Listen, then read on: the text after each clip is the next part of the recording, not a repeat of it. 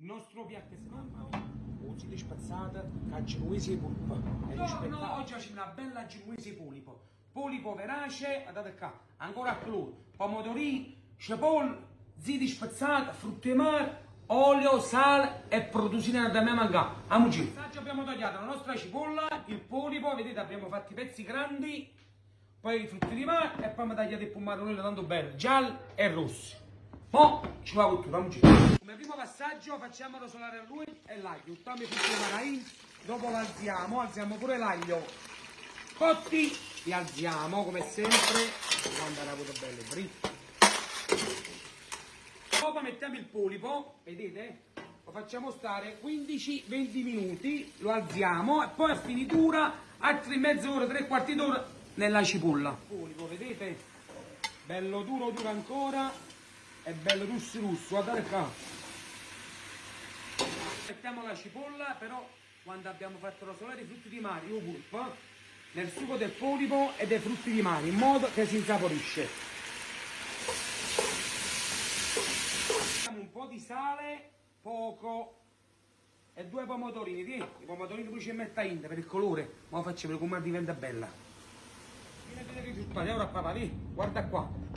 Diventa crema, guardate qua, si fa sciogliere, mettiamo il polipo e lo facciamo stare un'oretta ancora, un'oretta e mezza dentro. Poi vi faccio vedere il risultato.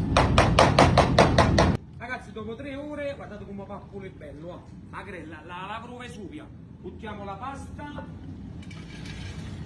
no a calamma, aiutiamo, come diceva mamma, voglio sai la mamma agitata la pasta. Crema, guardate qua sta genovese polipo, guardate qua che bellezza. È crema.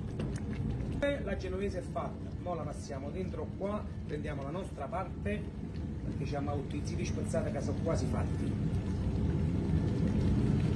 Ok, la pasta bella ardente, ai zammi ziti spazzati. La pasta è pronta, guardate che bellezza, mamma mia. Con ziti spazzati, la genovese e polpa, è uno spettacolo, ma pochi produci una coppa. Guardate che bello rumore. Pochi produci una coppa. Sembra a cascata, e agitiamo sempre lì, con ziti spazzati, con portaggio genovese. Il nostro piatto è pronto, ma la cosa più bella da assaggiare, però mi sono permesso di mettere pure 2 gamberetti crudi sopra, e ammar russi, brite, o pulpo, è cuoto, le cose sono cuote, ma assaggiamo, guardate che è troppo lungo però. Mamma mia. Oggi assaggiamo una metta.